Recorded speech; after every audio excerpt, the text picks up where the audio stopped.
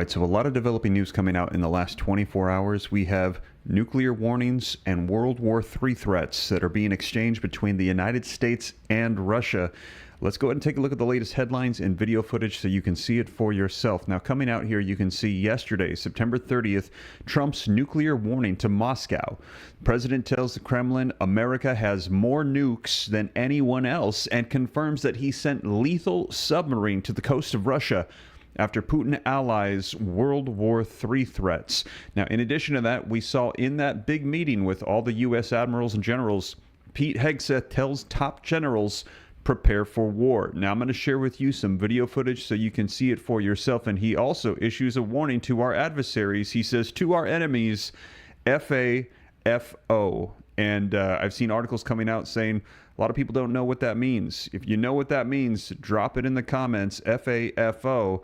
But take a look here. We're hearing that Russia, look at this, World War III is now inevitable, as Russia has little to deter it from taking on the West. The threats are ramping up. We heard Russia say that war is the only path forward.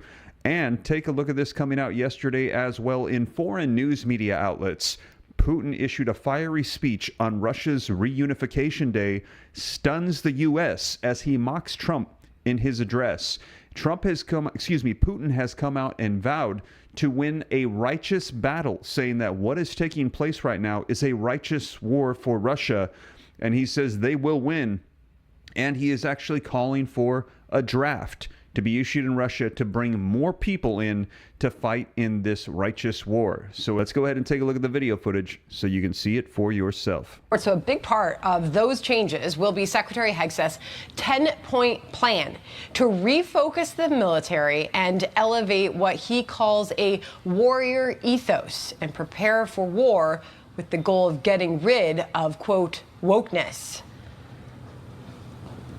A few pieces of that plan. Hegseth is calling to end political correctness in leadership, impose new physical guidelines, which are really old guidelines, and shift focus toward military strength. All right, so Fox News contributor Katie Pavlich will join us on all of that in just a moment. But first, let's get to our senior White House correspondent, Peter Doocy. What a day, Peter.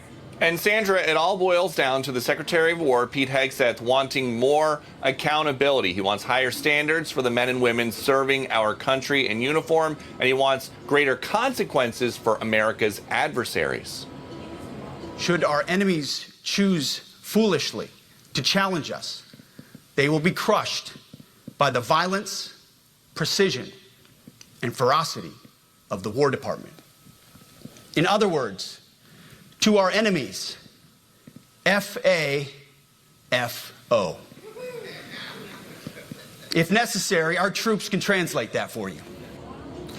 As President Trump walked out to Marine One for the chopper ride down the Potomac to Quantico, he announced that Hamas negotiators will have just 3 or 4 days from now to agree to the 20-point peace plan he and Benjamin Netanyahu have laid out. Then he told this rare gathering of top military brass the goal is going to be to keep them out of the Middle East during his time in office. Everybody wants to be on the board of peace, and we're going to watch over that very volatile part of the world and keep it non-volatile so you don't have to get involved. We want to save you for other things or save you for nothing from that standpoint. We don't want you fighting wars, but if you have to, you're the most lethal fighting force in the world. And I would say that even 2-3 years ago, but now I say it with great enthusiasm.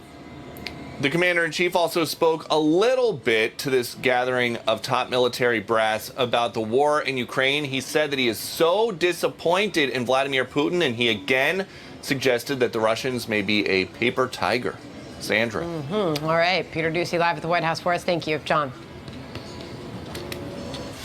All right, Sandra, let's bring in Fox News contributor Katie Pavlich. So this 10-point plan to renew the military, which in many ways takes it back to what it was doing 30 years ago. Strict physical requirements, tightening standards for warfighting eligibility and capability. Here's, in part, what the secretary said earlier today.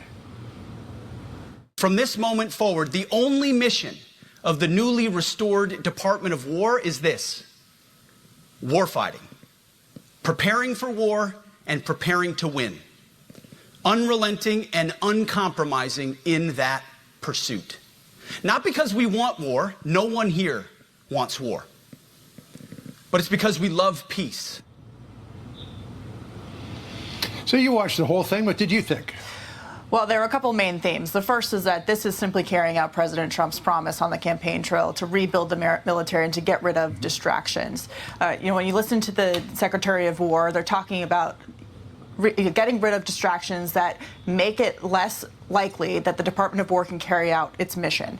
And he was saying basically they need to be preventing wars by establishing themselves as the most lethal warfighting military on the face of the planet. And they're doing that through the series of things that you had up on the screen, the 10-point plan. But it comes down to, reestablishing the same standards for everybody, whether you're an officer, a general in the military, or you're enlisted. For far too long, there's been a huge discrepancy between the consequences for failures. A good friend who was a Navy SEAL who always talks about, if you're enlisted and you lose a rifle, you lose your career and you're dishonorably discharged. If you're a general who loses a war, you oftentimes get promoted. So all of that went away today. And the bottom line is that the military is a life or death institution. Yep. It is not a social experiment.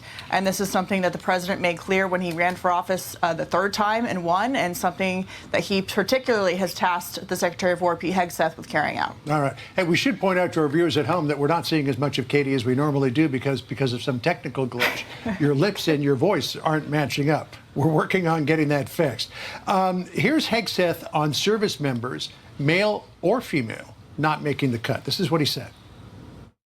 If women can make it, excellent. If not, it is what it is. If that means no women qualify for some combat jobs, so be it. That is not the intent, but it could be the result, so be it. It will also mean that weak men won't qualify. So, you've got the chance here that because they have to be held to a male standard, that a lot of women won't make the cut. But then at the same time, men who are not capable of carrying out a combat role, like me, wouldn't make the cut either. I'm not shy to say I never passed the physical requirement. I think John could pass PT, but the point is that, and he talked about this, Hegseth, throughout the course of his speech, is that when we're dealing with a position in the military, you are dependent on your teammate to save your life. It's a life or death situation, and it is inappropriate and dangerous to put someone next to you who has not met the same standards of excellence, regardless of whether they're the first for some kind of diversity reason or for a gender reason. And the thing that Hegseth also talked about was recruiting, and how his 15-year-old son, when he looks at him and says, are we willing to send him into this institution, a life or death scenario?